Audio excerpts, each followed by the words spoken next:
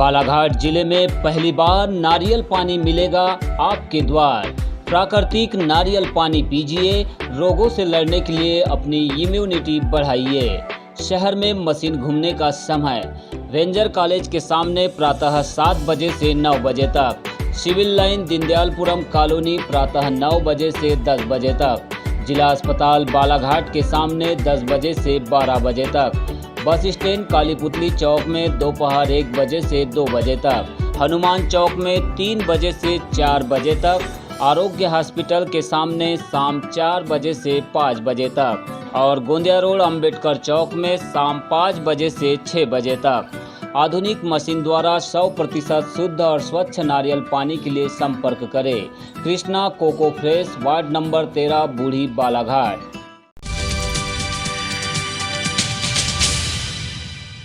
ग्रामीण पुलिस ने गुरुवार को बंदरझिरिया कोसमी निवासी 2 युवकों के पास से गांजा और चरस की गोलियां बरामद की है। इस मामले में आरोपियों के विरुद्ध एनडीपीएस एक्ट के तहत कार्रवाई करते हुए गिरफ्तार किया गया। नगर पुलिस अधीक्षक कर्णिक श्रीवास्तव ने बताया कि मुखबिर से प्राप्त सूचना के आधार पर कोसमी बंदरझिरिया निवासी सेवक राम मोमने 53 वर्ष और पुत्र शालिक राम मोमने 21 वर्ष के घर में रेड की कार्रवाई की गई, जहां कार्रवाई के दौरान उनके कब्जे से 1 किलो 850 ग्राम गांजा और 17.5 ग्राम चरस की 21 नग गोलियां बरामद की गई, जिसकी बाजार कीमत करीब 30,000 रुपये आकी गई है। दोनों ही आरोपियों के पास से एक एक्टिवा वाहन को भी जब्त किया गया, जिनके विरुद्ध ग्रामीण पुलिस ने मुकदमा कायम कर जांच शुरू कर दी है। इस पूरी कार्यवाही में थाना प्रभारी प्रदीप कुमार खन्ना और अन्य पुलिस कर्मचारियों का योगदान रहा।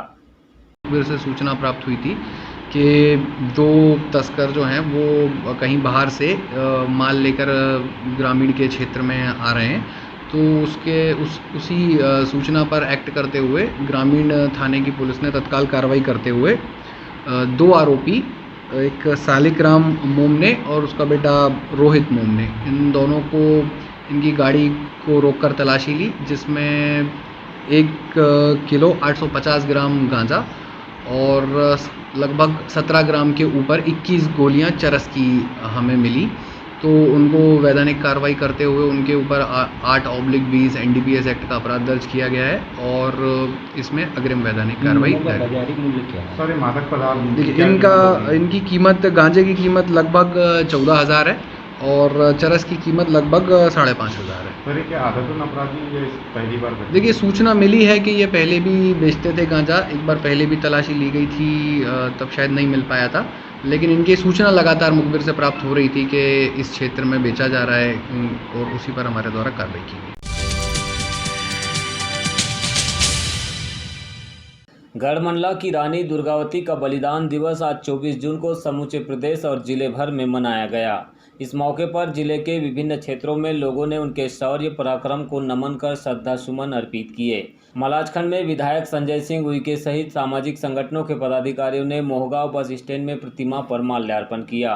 साथ ही नगरपालिका परिषद मलाजखंड की सीमाओं में 500 से अधिक पौधे लगाकर पर्यावरण संरक्षण एवं संवर्धन का संदेश दिया।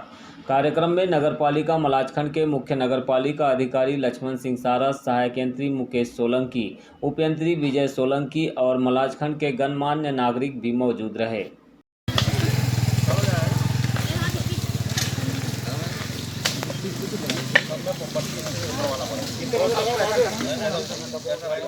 इसी तरह बैहर क्षेत्र के मझगांव में सामाजिक संगठनों के द्वारा वीरांगना रानी दुर्गावती का बलिदान दिवस मनाया गया।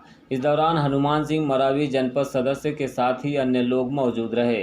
श्री मरावी ने कहा है कि रानी दुर्गावती का इतिहास स्वर्णिम रहा है।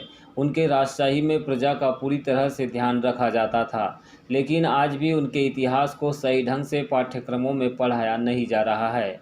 उन्होंने मांग की है कि सरकार पाठ्यक्रम में रानी दुर्गावती के संपूर्ण इतिहास को पढ़ाए, जिससे आने वाली पीढ़ी को मुगलों के खिलाफ उनके शौर्य पराक्रम का पता चल सके। कर दी, चूँकि रानी दुर्गावती जो है गोंडवाना साम्राज्य जो है 52गढ़ 57 परगना में राज करती थी और रानी दुर्गावती के कार्यकाल के समय बहुत सुखी और समृद्ध राज्य हुआ करता था। तो हम आज एक छोटे से गांव मझगांव सेक्टर में जो है रानी दुर्गावती का बलिदान दिवस बड़े हर्षोल्लास के साथ यहाँ पर पूरे बाल बच्चे सहित यहाँ पर मना रहे हैं। और हम चाहेंगे कि रानी दुर्गावती का जो है मध्य प्रदेश शासन जो है वो अपने पाठ्यक्रम में जो है विस्तार से जो है इसके इतिहास को छापे, क्योंकि पाठ्यक्रम में बहुत कम लाइन में छपा है, लेकिन उसका जो है काफ़ी लंबा इतिहास रहा है और 457वां आज वर्षगांठ मना रहा है। केमिस्ट एंड ड्रगिस्ट एसोसिएशन और सतपुड़ा चैम्बर्स ऑफ कॉमर्स के द्वारा 24 जून को पुलिस अधीक्षक कार्यालय पहुंचकर ज्ञापन दिया गया। उन्होंने बताया कि बीते दिवस नगर के सुभाष चौक में संचालित महाकौशल औषधि भंडार के संचालक अंकित काकरिया के साथ एक व्यक्ति ने प्रतिबंधित दवाई उपलब्ध नहीं कराने पर मारपीट की, जिसे लेकर कोतवाली थाने में मामले की शिकायत दर्ज की गई, लेकिन आरोपी को पुलिस ने गिरफ्तार नहीं किया। इससे व्यापारियों के संगठन सतपुड़ा चैम्बर्स ऑफ कॉमर्स और केमिस्ट एंड ड्रगिस्ट एसोसिएशन में आक्रोश है। उन्होंने बताया कि ऐसे मामले में तत्काल आरोपी के विरुद्ध कार्यवाही की जानी चाहिए। इस मौके पर सतपुड़ा चैम्बर्स ऑफ कॉमर्स के अध्यक्ष राजेंद्र अग्रवाल एवं ड्रगिस्ट एसोसिएशन के अध्यक्ष सुरेश सोनी सहित अन्य पदाधिकारियों में संदीप पिछोड़े, नवीन शर्मा, प्रकाश बागरेचा, रमेश चतुर्मोता व अन्य मौजूद रहे।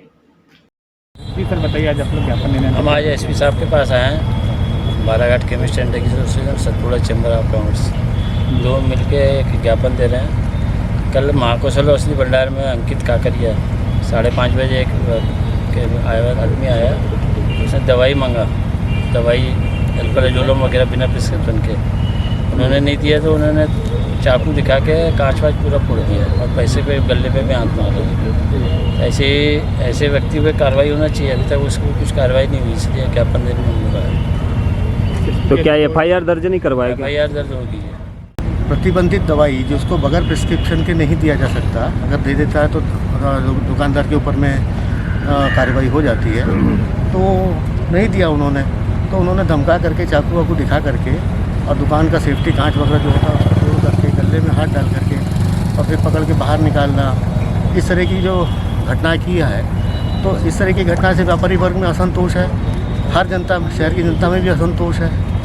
जनता भी देखती है कि इस तरह की अगर घटनाएं होती रहेगी तो फिर वो तो कोई भी सुरक्षित नहीं रहा ना, इसलिए उसमें कुछ नहीं है। एफआईआर तो कर दी गई है थाने में, लेकिन एसपी साहब से मुलाकात करके ज्ञापन देने का उद्देश्य सर ये है कि ताकि ऐसी कार्यवाही, त्वरित कार्यवाही हो जाए कि दूसरी बार आसानी से कोई आदमी इस तरह की घटनाएं न कर पाए। 21 जून से चल रहे वैक्सीनेशन महाअभियान की रफ्तार में वैक्सीन की कमी लगातार रोड़ा बन रही है। महाअभियान के पहले दिन जहां लक्ष्य से अधिक 31,000 लोगों को कोविड का टीका लगाया गया, तो वहीं दूसरे दिन इसमें कमी देखी गई।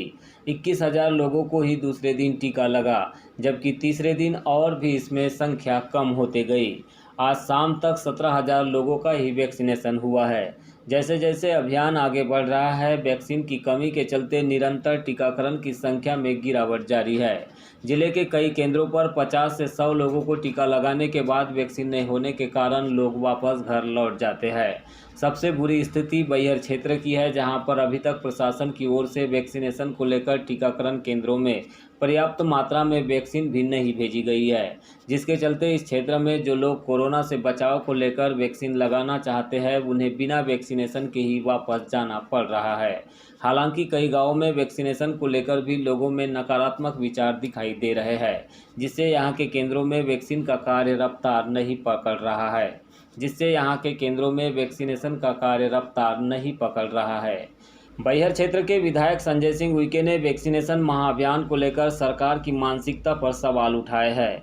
उन्होंने कहा है कि यह सब सरकार की जनता के प्रति लापरवाही का नतीजा है कि पहले दिन वैक्सीनेशन का उत्सव मनाया गया और अब स्वास्थ्य केंद्रों पर पर्याप्त वैक्सीन उपलब्ध नहीं होने से लोग वापस जा रहे हैं। उन्होंने यह भी कहा कि कोविड की दूसरी लहर में सबने देखा है कि सरकार की नाकामियों के कारण अस्पतालों में अव्यवस्थाएं देखने मिली और ऑक्सीजन की भारी कमी के चलते लोगों को जान तक गंवाना पड़ा। निश्चित तौर पर यह प्रदेश की जनता के स्वास्थ्य के साथ खिलवाड़ का मामला है। इसे लेकर हम विधानसभा में सरकार से जवाब मांगेंगे। जो आज कल उन्होंने रिकॉर्ड वैक्सीनेशन करा और आज वैक्सीन नहीं है वैक्सीनेशन सेंटर में, ये सीधा इस बात को इंगित करता है कि ये सरकार केवल रिकॉर्ड बनाने के लिए अपना ड्रामा कर रही है कि हमने एक दिन में इतना रिकॉर्ड तोड़ वैक्सीनेशन कर लिया और दूसरे दिन खाली हो गया। ये सरकार निश्चित तौर पे जनता के प्रति समर्पित नहीं है, उनके सेहत के लिए तैयार नहीं है, उनकी सेहत का ध्यान रखने का काम नहीं कर रही है, उनकी सेहत के साथ खिलवाड़ कर रही है। केवल वैक्सीनेशन की बात नहीं, कोरोना काल में भी हम सब लोगों ने देखा कि जो जितने सामुदायिक केंद्र थे, जो कोविड सेंटर बनाए गए थे, ना तो वहाँ ऑक्सीजन की व्यवस्था थी, ना प्रॉपर दवाइयों की व्यवस्था थी, ना पीपी किट था, ना ग्लोव्स था, सीटी स्कैन मशीन नहीं है, एक्सरे मशीन नहीं है, किसी के ब्लड सैंपल नहीं लिए जा रहे थे। जिला मुख्यालय से लेकर जितने भी सामुदायिक स्वास्थ्य केंद्र थे, कहीं पर भी सरकार की व्यवस्था ठीक नहीं थी। पूरी तरह से सरकार कोविड सेकंड का जो वेव आया उसमें सरकार फेल रही और वैक्सीनेशन में भी सरकार फेल है। ये केवल बड़ी बातें करने का, रिकॉर्ड बनाने का, मीडिया में कवरेज कराने का इनको शौक़ है और जनता के प्रति ये जागरूक नहीं है। जनता की सेहत का ध्यान बिल्कुल सरकार नहीं रख रही है। निश्चित तौर पे ये कहीं ना कहीं मध्य प्रदेश की जनता के स्वास्थ्य के साथ शिवराज सिंह जी चौहान भाजपा की सरकार और केंद्र में बैठी हुई भाजपा की सरकार खिलवाड़ कर रही है। हम सब लोग निश्चित तौर पे मध्य प्रदेश की विधानसभा में जो अभी जुलाई सत्र आएगा, इन सब बातों को पुरजोर ताकत के साथ रखेंगे। और विपक्ष में विधायक होने के बावजूद भी हम लोगों ने अपने स्तर पे जो हमारे सामुदायिक स्वास्थ्य केंद्र थे, वहाँ 50-50 बेड का हम लोगों ने कोविड सेंटर प्रारंभ किया था। हम लोगों ने वहाँ दवाई की भी व्यवस्था की है, लोगों के खाने की भी व्यवस्था की और उनके साथ साथ जो उनके अटेंडेंट थे उनके भी खाने की व्यवस्था की है और जिनको भी मदद की ज़रूरत थी हम लोगों ने भरपूर मदद की और आगे करते रहे।